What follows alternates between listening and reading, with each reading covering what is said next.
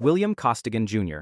Billy Costigan Jr. is a man defined by fracture long before his first day on the police force. Raised between two worlds, a working-class Irish South Boston family with mob ties on his father's side and a wealthier North Shore upbringing through his mother, Billy carries a lifelong sense of divided loyalty that makes him both the perfect and the most fragile candidate for an undercover assignment. This pre-existing tension is exploited by Captain Queenan and Sergeant Dignam, who recognize his background as ideal for infiltrating Frank Costello's crew. But what should be a mission grounded in skill quickly becomes a test of psychological endurance. Costigan is not simply pretending to be a criminal. He is living a double life that reopens every wound of his past. Billy's nerves are frayed from the outset. He is perpetually anxious, suffers from insomnia, and admits to his therapist Madeline that he vomited on the way to their appointment. Leonardo DiCaprio leans into this fragility, playing Billy as a man who is simultaneously brittle and explosive. His cover demands that he project menace and confidence in front of the most dangerous men in Boston, yet the toll this takes is visible in every twitch, sweat, drop, and glassy stare.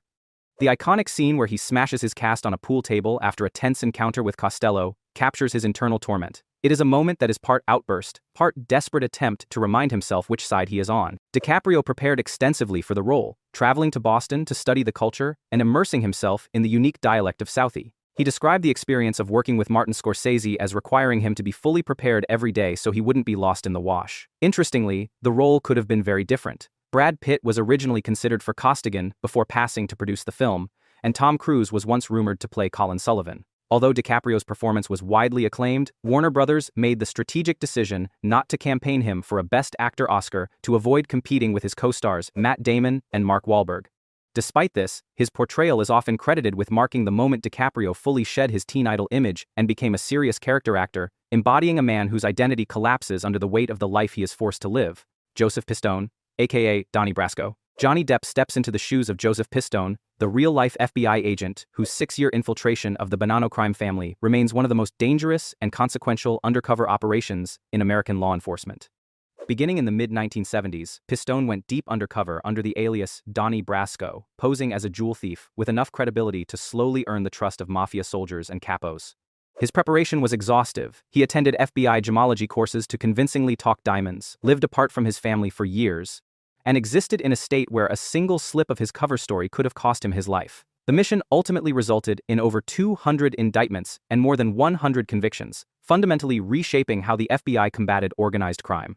Depp approached the role with equal intensity, spending significant time with Pistone himself, who still lives under an assumed name with a mafia contract reportedly still active on his life. Depp was struck by the emotional and psychological toll the operation had taken on Pistone and incorporated that weight into a performance that is understated but deeply internalized. He also met with low-level mobsters, finding them surprisingly charismatic and funny, which helped him avoid turning the gangsters into flat caricatures. Instead, his portrayal highlights the uncomfortable truth that living among criminals can blur one's sense of right and wrong, a theme that defines the film. One of the film's most iconic elements is the relationship between Donnie and Lefty Ruggiero, played by Al Pacino. This surrogate father-son bond becomes the emotional core of the story, adding a moral tragedy to Pistone's duty to bring the mob down. In reality, Pistone was actually closer to another capo, Sonny Black Napolitano, but the filmmakers chose to merge elements of several relationships into Lefty to give the film a singular, heartbreaking focus. Depp's transformation into Donnie Brasco was praised for its quiet power and its ability to convey conflict without overt displays of emotion. Critics noted that he could communicate entire moral crises with just a glance or a pause. This ability, which Depp credited partly to his study of Charlie Chaplin's physical subtlety, turned what could have been a standard crime drama into a haunting meditation on loyalty, identity, and the personal cost of living a lie for too long. Nikolai Luzhin. Viggo Mortensen inhabits Nikolai Luzhin with a precision that turns the character into one of the most unforgettable undercover operatives in modern cinema. In David Cronenberg's Eastern Promises, Nikolai first appears as a quiet, impeccably dressed driver and cleaner for a faction of the Russian Vory v Zakonye, operating in London. He is calm, efficient, and chillingly competent. He can dispose of a corpse with the same cold professionalism with which he repairs an engine, but beneath this surface of control, the film gradually reveals that Nikolai is not a hardened gangster, but an undercover agent working for the Russian Federal Security Service. Mortensen's preparation for the role became nearly as legendary as the character himself. He traveled to Russia alone for 2 weeks before filming, visiting Moscow, St. Petersburg, and the Ural Mountains to study the cultural and geographic background of the man he was set to play. He worked with dialect coaches not just to master Russian speech, but to adopt the slang, cadence, and dark humor of a man shaped by prison life. Mortensen even collected small artifacts, like prison-made worry beads from melted cigarette lighters, and kept them in his pockets during filming to stay grounded in character. One of the most striking aspects of Nikolai's identity is his tattoos, meticulously researched by Mortensen and inspired by the documentary The Mark of Cain. In the Vori world, tattoos are a coded biography, detailing crimes committed, prison terms served, and rank achieved. The stars on Nikolai's knees, for instance, signify that he will never kneel to authority, marking him as a man of high status. The tattoos were so convincing that when Mortensen, in full makeup, entered a Russian restaurant in London during filming, the patrons went silent, believing a real Vor had just walked in. Eastern Promise's most iconic sequence, the steam bath knife fight, strips Nikolai down to his most vulnerable state, fighting completely naked against two assassins. Mortensen insisted on filming it without clothing to heighten the realism, a decision that allowed Cronenberg to capture the fight's shocking brutality. The scene took 3 days to shoot, left Mortensen covered in bruises, and became a centerpiece of the film's exploration of identity. Nikolai's tattooed body, his literal cover, is cut and scarred, symbolizing how deeply the role has marked him. Freddy Newandyke, aka Mr. Orange. Freddy Newandyke, better known by his alias Mr. Orange, is Quentin Tarantino's most intimate dissection of what it means to go undercover. Reservoir Dogs frames Freddy's assignment as an act of pure performance. He is a rookie cop who must learn to become a convincing criminal, not through experience but through rehearsal. The film dedicates an extended flashback to showing him practice his legendary commode story, first alone, then for his handler, and finally in front of the very gang he is infiltrating, until it becomes second nature. The sequence functions like a play within a play, blurring the line between Freddy the cop and Mr. Orange, the character he is playing. Tim Roth did not initially want to audition for the part and has admitted he is terrible at conventional readings. His unconventional path to being cast involved an all-night drinking session with Tarantino, where the two got drunk together and read through the entire script multiple times, acting out all the characters. This unusual process convinced Roth to take the role and allowed him to approach Freddy's performance as survival with a loose, instinctive energy. Once the heist gone wrong sets the film into motion, Mr. Orange spends most of the story bleeding out from a stomach wound. His cool, criminal persona rapidly gives way to raw panic and pain, forcing the audience to watch the collapse of his undercover identity in real time. His final confession to Mr. White, the man who has become his protector and surrogate father figure, is a devastating moment, the complete shattering of his cover, and a death sentence for himself. Filming was physically grueling. The corn syrup-based blood he lay in would dry and harden under the warehouse lights, gluing Roth to the floor between takes. A real paramedic was consulted to ensure that the amount of blood loss and Freddy's physical deterioration were believable, which adds to the suffocating realism of the performance. Adding to the metatextual layer, the actress playing the woman Mr. Orange accidentally kills during the shootout was Roth's own dialect coach, Suzanne Celeste. Reservoir Dogs uses Mr. Orange to strip away the mystique of undercover cops. Freddy is not an unstoppable professional. He is a man learning a role, trying to stay in character until the performance breaks him. His story is not just about crime but about the terrible cost of failing to keep the mask on. Jeff Cole, aka J. Reid. Officer Jeff Cole begins as a young, ambitious police academy graduate eager for the high-stakes challenge of undercover work. His background as a black man who grew up in the projects becomes both his entry ticket and his greatest liability. Using the alias J. Reid, he embeds himself in the inner circle of Dwayne "God" Gittins, a Cincinnati drug lord whose magnetic charisma and ruthless control of his empire test Cole's ability to stay objective. As his cover deepens, Cole's sense of self begins to erode. He starts to adopt the language, posture, and even the emotional attachments of the world he is infiltrating.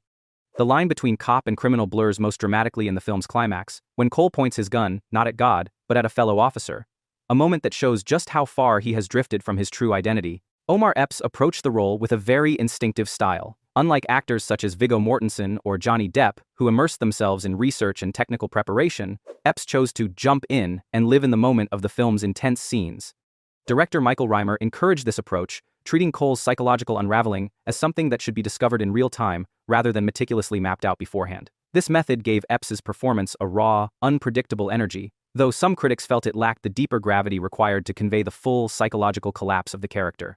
The story was inspired by the real-life case of Boston Housing Authority officer Jeff Coy, who went undercover in the late 1980s to bring down Darrell God Whiting's drug operation. The film, however, stops short of depicting the darkest part of Coy's story, his eventual suicide 3 years after the case ended.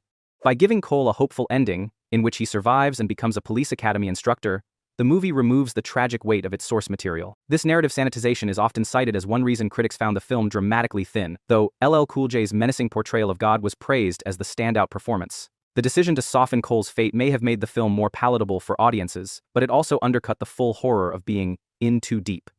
a reality that left the real Jeff Coy permanently scarred by the world he had to live in. Daniel Ciello. Detective Daniel Ciello of Sidney Lumet's Prince of the City is a man caught in a moral trap of his own making. As a member of the NYPD's elite Special Investigative Unit, he enjoys the adrenaline and prestige of being one of the princes of the city, but he is increasingly haunted by the corruption that surrounds him.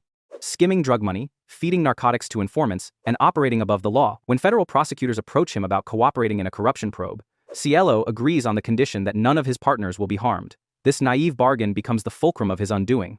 As the investigation unfolds, Ciello is forced to testify against the very men he swore to protect, setting off a chain of suicides, betrayals, and psychological collapse. Treat Williams did not simply play Ciello, he immersed himself in the real-life story of Robert Lucci, the detective whose experiences inspired the film. Williams lived with Lucci for a month, studying his mannerisms, speech patterns, and inner conflicts. He also spent weeks riding with active NYPD officers and participating in real drug busts, absorbing the rhythms of police work until, as he put it, he was thinking like a cop. This preparation gave his performance an unshakable authenticity, which Roger Ebert described as demanding and grueling, capturing a man coming apart before the audience's eyes. Lumet's direction amplified this realism. Known for his intense rehearsal process, Lumet had the entire cast block and rehearsed the film like a play for several weeks before shooting. This approach allowed Williams to chart Ciello's slow-motion unraveling with precision, building from quiet guilt to complete psychological disintegration. The result is a performance that externalizes the crushing weight of conscience, something the real Lucci later critiqued as being too emotional, since undercover officers in real life must keep a stoic mask to survive. The impact of Ciello's story is grim and lasting. By the end of the film, he is shunned by nearly everyone he once called a brother, treated as a pariah despite the corruption he helped expose. The head of the DEA reportedly requested a copy of the film to use as training material, a testament to its unflinching honesty about the personal cost of breaking the blue code of silence. Williams's portrayal remains one of the most harrowing examinations of what it means to sacrifice one's soul in the name of justice. If you like this breakdown of iconic undercover cops, you're gonna love the next video on the screen, so go check it out now.